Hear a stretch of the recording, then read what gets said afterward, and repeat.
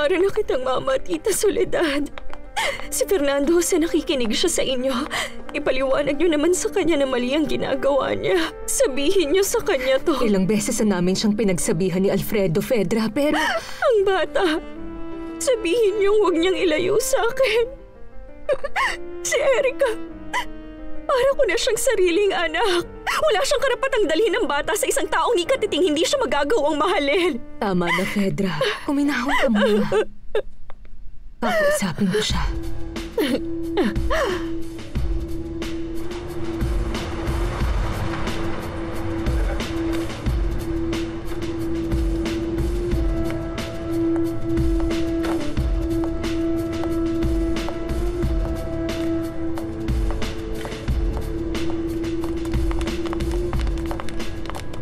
Himala to! Ang kapatid kong mataas ang tingin sa sarili niya, muling bumisita sa TNMN. Ay, Beto, kahit kailan hindi ka naaangat sa buhay mo. Kahit na ganon, magiging magkapamilya pa rin tayo, Fedra. Ay, nako. Aray, ang sakit naman ito. Pasok, bukas yan. Oh, kamusta ka na? Anong ginagawa mo rito? Dumaan lang ako para kamustahin ka at ibigay itong regalo ko. Kahit kailan, hindi kita makakalimutan. Gusto mong isuot ko sa'yo? Ayoko nito. Ibigay mo na lang sa magiging asawa mo. Hindi pwede, Selena. Siya dapat ang nagbibigay sa akin. Sige na, sabihin mo pinapatawad mo na ako. Huwag ka na magalit. Ikaw lang ang mahal ko, Selena. Wala na akong ibang babaeng gusto ko, hindi ikaw. Hello, sino po sila? Nariyan ba si Alex?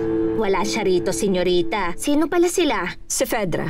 Gusto niyo bang mag-iwan? Ay, teka, sandali lang po. Nandito na si Senyor Alex. Para sa inyo ito, senyor. Siya raw po si Fedra. Salamat. Hello? Kamusta, Alex? Okay lang, ikaw? Hindi ako okay.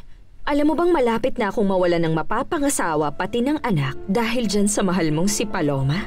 Ang alam ko, hindi na sila magkikita. Alex, ang hina mo naman. Nagkita sila ngayong araw mismo. At ang mas masama pa, dinala niya ang bata para gamitin ito at makuha ng loob ni Paloma. Napakatanga ko talaga. Halos mamatay na ako dahil sa buwisit na babaeng si Rosalinda Perez. Pero paano ko ba naisip na siya yon na hindi pala siya namatay dun sa sunog? Hindi rin yan talaga pumasok sa isip ko. Alam mo, sa totoo lang, kakaiba ang naramdaman ko sa babaeng yon. Ang mga mata niya, pareho sila ni Rosalinda kung papaano niya ako titigan. Alam ko na si Rosalinda talaga ang nasa likod ng mga tingin na yon. Pero pinaniwala mo kung mali ako. Naawa kasi ako sa takot niyo, kaya naniwala rin po ako. Ilang gabi na rin akong hindi nakatulog. Umabot pa ako sa punto na inisip kong baka nga nababaliw na ako. At lahat ng yon, dahil sa bruhang babaeng yon, imbes na wala na siya sa aking landas, buhay pa pala siya. At muli na namang nahuhumaling sa kanya si Fernando Jose.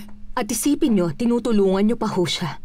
Kayo ang gumagawa ng paraan para magkatuluyan ng inyong anak at ang babaeng gusto niyong sirain. Ginawa ko na ang lahat.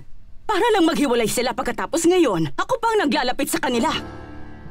Pero ngayong alam ko na buhay ang anak ni Soledad. Nandito na naman ako sa gitna ng isang laban, Berta. Lalaban ako. Lalaban ulit si Valeria Altamirano. Ilayo mo siya rito, Alex. Hindi yun madali. Kapag nawala sa akin si Fernando Jose, pati si Paloma mawawala rin sa'yo. Ayokong mawala siya pero paano ko siya malalayo rito? Dalhin mo siya sa isang malayong lugar. Ito na ang pinakamadali. Kailangan mong gumawa ng paraan. Kapag nakaalis na kayo, papakasalan ko agad si Fernando Jose. Kapag tuluyan ang nawala sa landas niya ang Rosalinda na yan, Hindi na siya magdadalawang isip na pakasalan ako. Susubukan ko, Fedra. sige, balitaan mo na lang ulit ako. Ibababa ko na to. Alcira! Alcira! Ano po yun, senyorita? Alcira, makinig ka sa sasabihin ko sa'yo. Isa itong utos at gusto kong gawin mo to ng eksakto sa sasabihin ko. Ano ba yun, senyorita? Huwag mong hayaang isama ulit ni Fernando Jose si Erica nang mag-isa anuman ang mangyari. Makinig ka sa akin, Selena. Ginagamit ko lang siya. Wala kang dapat ipag-alala kay Abril. Hindi ko siya magugustuhan. Pangako yan. Akala ko totoo yung namamagitan sa atin. Tama ka. Pero para maging milyonaryo ko, kailangan ko siyang pakasalan. Pera lang naman talaga ang kailangan ko sa kanya eh. Gawin mo ang gusto mo. Sigurado naman akong may lalaking gustong angkinin ang katawan kong ito. Hindi nila kayang ibigay ang kaya ko. Pag-isipan mo si Lina. Walang magbabago sa atin. Magkikita pa rin tayo tulad ng dati.